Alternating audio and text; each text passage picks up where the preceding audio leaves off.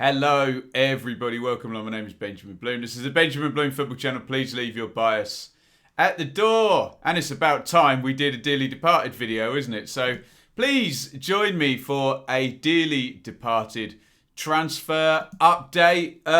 If you're here for the Championship content and you don't know what this is our series on the teams that do manage to escape the slogfest that is the Championship. So we still do regular videos, and our 5 teams are Leeds, Villa, Norwich, Watford, and Brentford. And we finally now have had activity at all of those clubs in the transfer window. So we've got a few more deals to talk about. Remember, as always with my transfer videos, we're talking done deals rather than rumours. Usual, standard, I need to see the player holding the shirt, club website, announcement, and a boring interview saying, I can't wait to get started. I'm raring to go.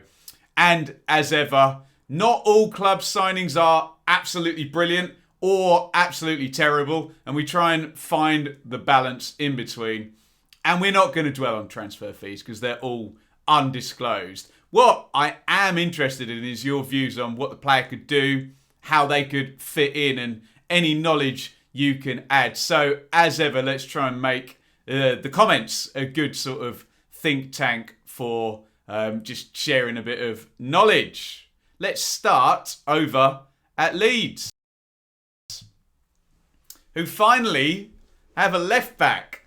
And this is Junior Firpo, who comes in from no less than Barcelona. I think they were quite well stocked there, and we've all seen Jordi Alba play at left back or wing back over the years for Spain and Barca. So this is Firpo, who is 24, played for Real Betis before he played for Barca. And again, don't get too bogged down with it, but Transfermarkt are reporting £13.5 million as the transfer fee. So it looks like another sizable amount, and it looks like another similar transfer to the ones that worked well last season, i.e. going out to Europe, but taking players who are going to go straight into that first team. We saw Rafinha come and Koch, Llorente. I suppose those two a little bit more of a drift in. Rodrigo, the same, but ultimately those players are expected not to just join the squad and maybe play and maybe if you get relegated, they'll be good in the Championship again. No, that hasn't been the Leeds approach. It's been players that will improve a Premier League squad and challenge the players. One thing we do need to talk about with Leeds now is that we are now up to the end of season 3 for Bielsa. And however good a team you are and however good a manager you are, we've heard Gary Neville speak very well on this, about the cycle of a team and refreshing, and how it is hard to go 3 seasons, 4 seasons at once with pretty much the same players. So there are players now that have played every minute, or seems like every minute since Bielsa has been there. People like, I suppose, Ailing and Cooper, Phillips, etc. Probably more Click. Bamford, while he's been fit, etc. So Leeds do need to keep that team evolving. Not anything against any of those players, but you cannot stand still in those terms, if you know what I'm saying. And a lot of them have stepped up from Championship. And I opened this little segment by saying Leeds at last have a left back, because my feeling is they've never had a left back since Bielsa has been there. They signed Barry Douglas, didn't they, who got promoted with Wolves and did that thing that Championship players sometimes do. They go up and then come straight back down and try and win another promotion rather than having a pop at the top division. That didn't work out for whatever reason. And then Stuart Dallas, so I don't even know what Stuart Dallas is anymore. He's just an everywhere player, isn't he? So he starts to cover at left back and starts to do well. And then Alioski, we've seen. And the first time I saw Alioski, he was basically a winger and playing sort of inside left position. So they've always just kind of covered the left back position. Obviously, Dallas particularly did it very, very well. However, it is important to have bespoke players in positions. So I think Luke Ayling might have even had to go across and cover a few times the right back as well. So now they've got Firpo in there, and you would think this is his slot if he's 24 and has played at a very decent level at Spain, in Spain rather. We all know the job of the fullback at Leeds is pretty much with the central midfielder Phillips dropping in between the centre backs, getting forward just so often and being the extra overlap or underlap when the ball is being moved in sort of quick short passes up the pitch. You have to marshal the whole of that line, but knowing that there will be cover behind you. So I'm sure there's very specific briefs and goals that Mr. Firpo is working on right now, but you would assume he's of decent calibre, that he will be getting the shirt there at left back, and maybe Stuart Dallas can go and play in a position that's more familiar to him. So we wish him luck. We never know with... I mean, look, I was going to say we never know with players coming over for the first time. It's less so now, isn't it? I think the ability to settle a player and for people to know what they're buying, etc., is the best it's ever been. But you never know how someone's going to settle. But we wish him good luck. Let me know your feelings on Junior Firpo going in to Leeds at left back. And another one into Leeds, Sean McGoldrick. I couldn't find a lot about this guy, so we'll just have to read what's on the Leeds website there. 18 years old, but they've paid a fee. He joins from Wigan. Remember, Joe Gelhardt came from the Wigan sort of academy team last season. So they've signed Amari Miller as well in this sort of, I don't know whether you call it stockpiling or development, what have you, to bring these players through. I think Gelhardt got on the bench a few times, didn't he? So you would think the Leeds training is pretty high standard and pretty intense. So it's about dropping these young players in. It's a shame for Wigan, but this is the deal now with academies. You develop the players, and often they don't even get time to be blooded in the first team. So you would imagine McGoldrick will be slipped in, same as Miller, who we spoke about on the last one, into the system. And perhaps they'll be loaned out ultimately, although there is some argument with Bielsa being a very, very niche type of football, that being in that system is as useful in some ways. Obviously, you never can replicate competitive football and, quote, men's football with some big championship players or League One players or at whatever level they would loan them down to. But maybe one to keep an eye on. But I'm not suspecting, unless he trains absolutely brilliantly and he's an absolute star, I'm not expecting that you will see Sean McGoldrick in the Premier League anytime soon. But maybe one to keep an eye on, and bookmark this video if he does become a superstar at any point. Let me know your thoughts on Sean McGoldrick in. Off we go to Norwich. And I'm going to say the same thing I said about Leeds. Norwich finally sort of going at the central midfield position. And this is, I feel this is very similar to Leeds and the left back, because Leeds sort of got promoted and have been successful and didn't really ever sort that position, you know, in a, right, we've got this guy here and he plays here every week. Same really with the Norwich central midfield since Daniel Farke has been there. Certainly since Norwich have been good under Daniel Farke. Remember in that season, they went up Tribal and Leitner, Teti, Vrancic. I suppose McLean and Skip was quite settled, but Skip was on loan, so that's not really long-term, unless they do go on to sign him, that's not really long-term pinning down a central midfield spot there. So perhaps this chap is going to do it. So it's Pierre Melu, or whatever. I'm sure we'll get some grammar Nazis and pronunciation pedants on that one. I don't care. Vice captain at Nice, 3-year deal, 28 years old, played a lot in League 1 and in the Europa League and the Champions League as well. And if I'm a Norwich fan, this is the exact type of signing I think Norwich lacked last time they were up and have lacked. And I would be quite encouraged by this one, I think, even more so maybe than the Kosovan lad whose name is Vršića, whose name is not escaping me now because I just remembered it.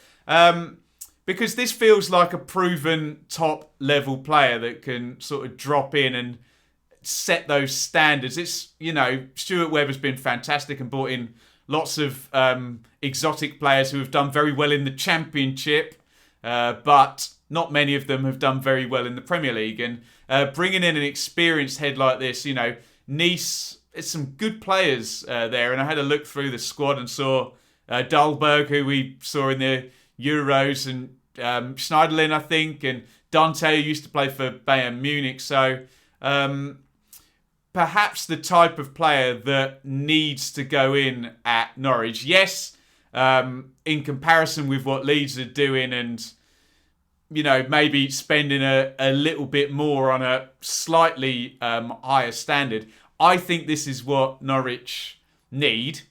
Norwich fans keep telling me Farke's going to change his system and it's not going to be the 4-2-3-1 anymore, and it might be a sort of 3-4-3 or a 4-3-3. So we'll see whether it is a double pivot or whether he drops into a midfield three of some description. But I think he immediately goes in there.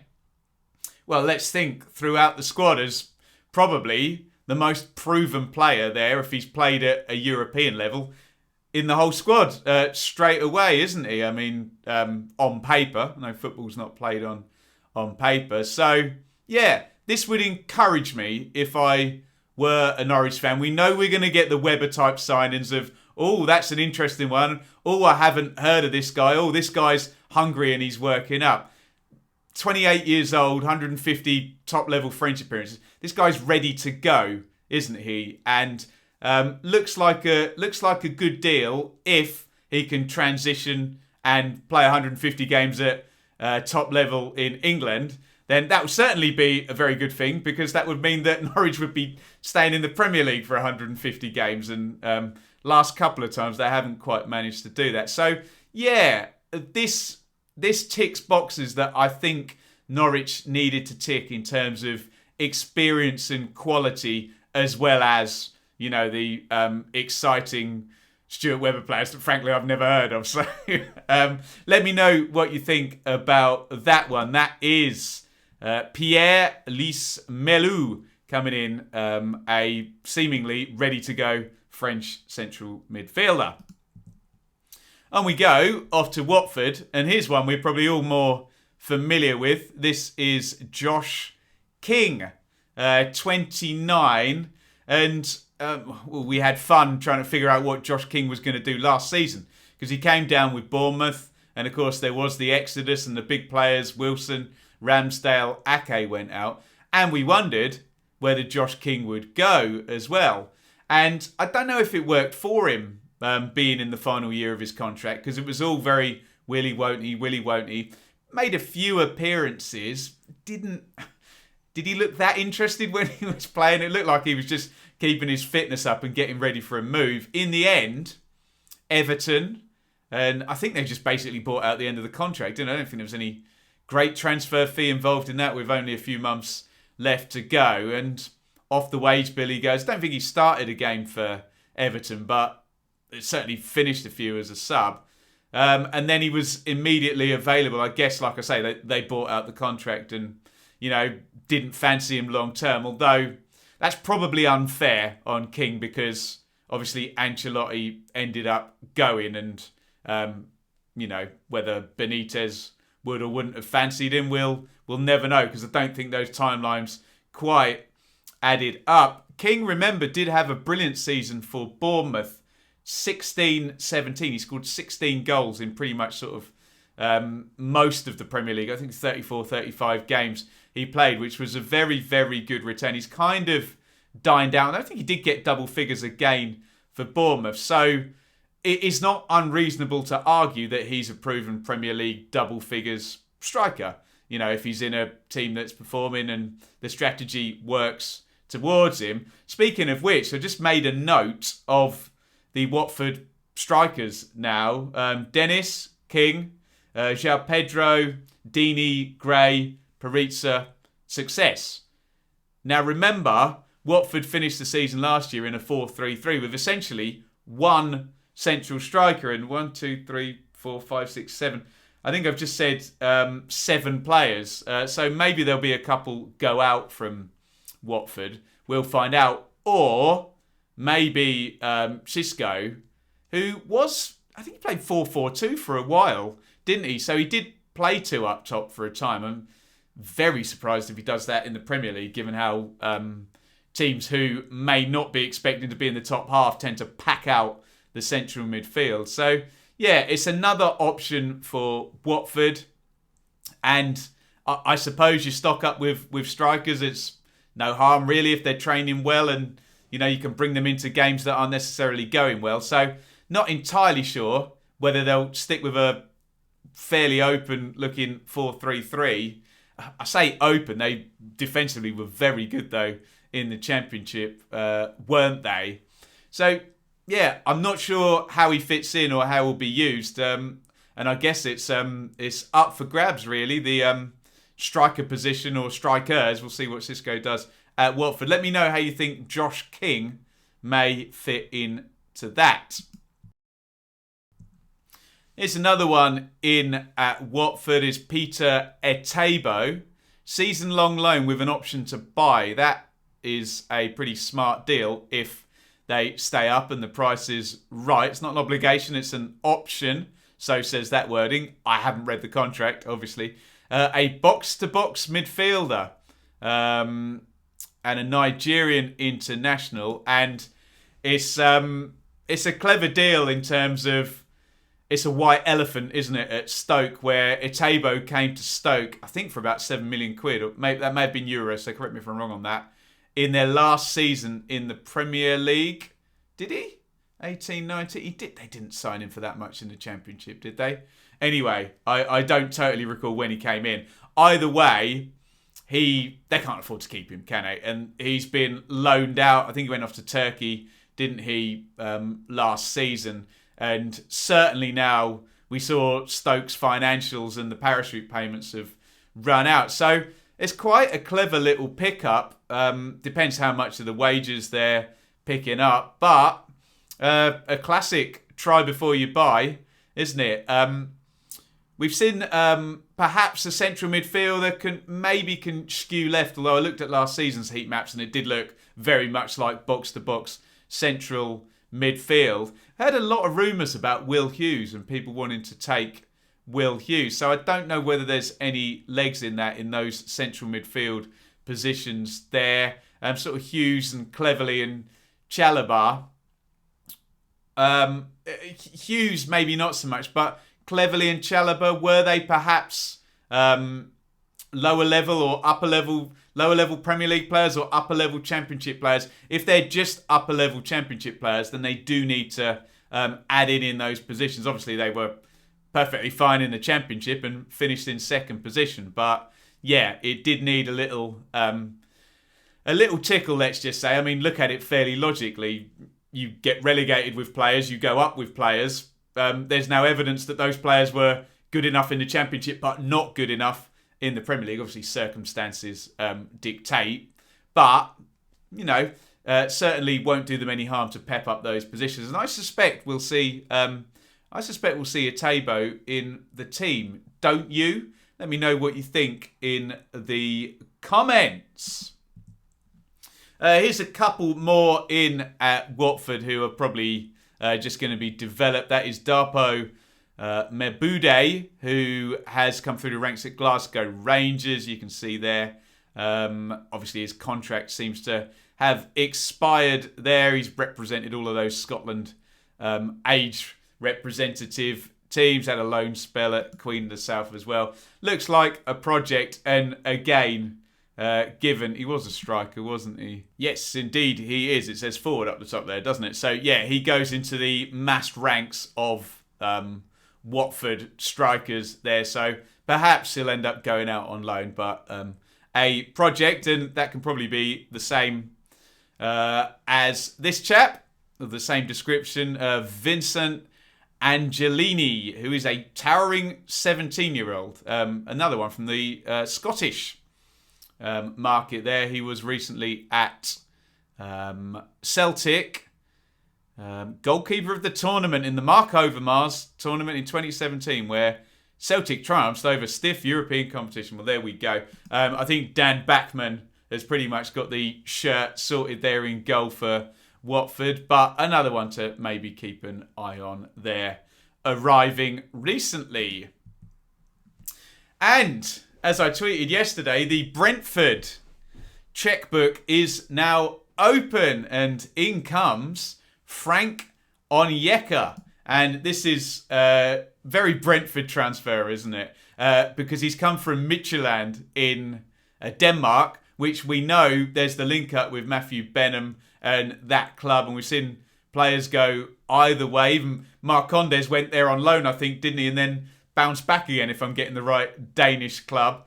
But yes, we waited a long while for some Bees transfer action, although from what I'm ascertaining, I think there might have been quarantine reasons why this one has taken a while to be announced. Now, we can hear right from the horse's mouth, if you look on the right column there, Thomas Frank says, Frank, obviously not talking about himself, he's talking about the player, Frank Onyeka plays as an 8 in our system. He's very good at getting from box to box and will be valuable for us when we don't have the ball. So, in our system, remember Brentford changed their system, didn't they, towards the end of the season and went to a 3, but traditionally they've played a 4-3-3 with a nice rotating midfield with the likes of Jensen, Norgard, De Silva, Janelt from last season, and now Onyeka is coming into those positions.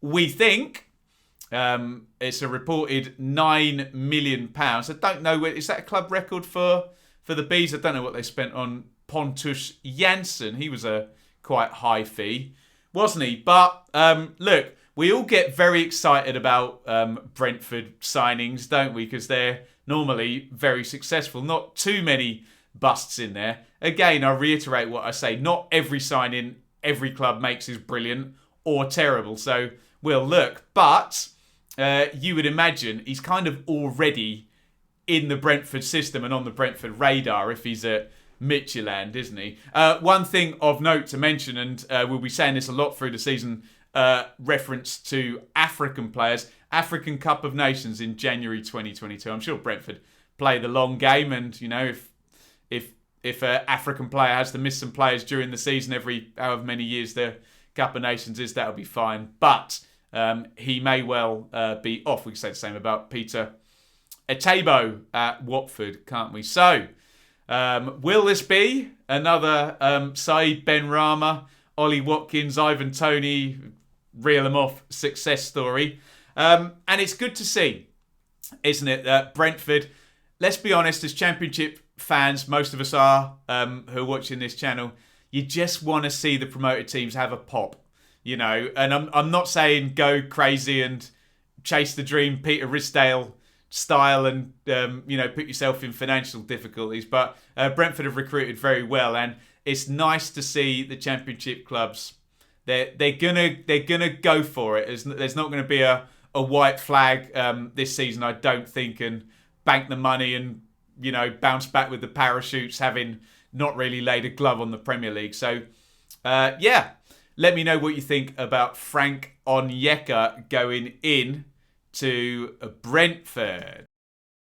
And there you have it. So, a pretty exciting transfer update, I think, that one. Brentford getting going, Leeds getting a position they needed to fill filled. Norwich getting a position they needed to fill filled. And going back to what I said about having a go, Norwich bringing in some experience as well. Watford, yes, all good. And the squad is building there. We did not mention Aston Villa. We've already mentioned Ashley Young and Emi Buendia going into Aston Villa. We do not do rumours here, but there are lots of rumours about Jack Grealish and whether that is the bottleneck or the issue that needs to be sorted before we see any ins and outs, whether it would be a new contract. I know he had one at the start of the first Premier League season, didn't he? I can't quite remember when he signed that. Someone will let me know in the comments. But yeah, we'll keep an eye on Villa with that regard. There you go. That is your dearly departed transfer update. Thank you, everybody, for joining me. As I say, let's make the comments a good think tank. We're hopefully sharing knowledge rather than declaring the new signing for the team we support as the best thing ever, and any other player, any other club has signed is no good. That's not really where we're at with the comments in the channel. We're trying to look for sharing knowledge, and certainly there's players in here that I've done some cursory research on, but could do with learning more. So, as ever, let's use social media in a nice way and try and share some knowledge rather than insults, which tends to happen, unfortunately, over in those YouTube comments on occasion. Thank you for watching. Please hit the subscribe button, ring the bell, all of that good stuff. And we'll be approaching probably dearly departed previews for the season, and we'll make some predictions, and you can get involved and tell me which of our 5 teams is going to finish in which order. Leeds are our dearly departed champions, aren't they? Will they regain that title? And can we please not have 3 dearly departed teams relegated again this season? No, someone else in the bottom 3, please. Even 2 would be an improvement, for God's sake. But let's raise the bar higher than that, hopefully. And hopefully some of these transfers will enable these clubs to do so. Thank you, everybody, for watching. And it's a big over and out from me. Thank you so much for watching. If you enjoyed this video, please hit the like button to see more videos from this channel. Hit the subscribe button, and to be notified every time we upload, ring the bell for those notifications to come through on your device. If you really want to support the channel and me as a content creator, I will be eternally grateful if you head over to the merch store and grab something, or support over on Patreon, patreon.com/Benjamin Bloom. Thank you for your time. Go and watch another video.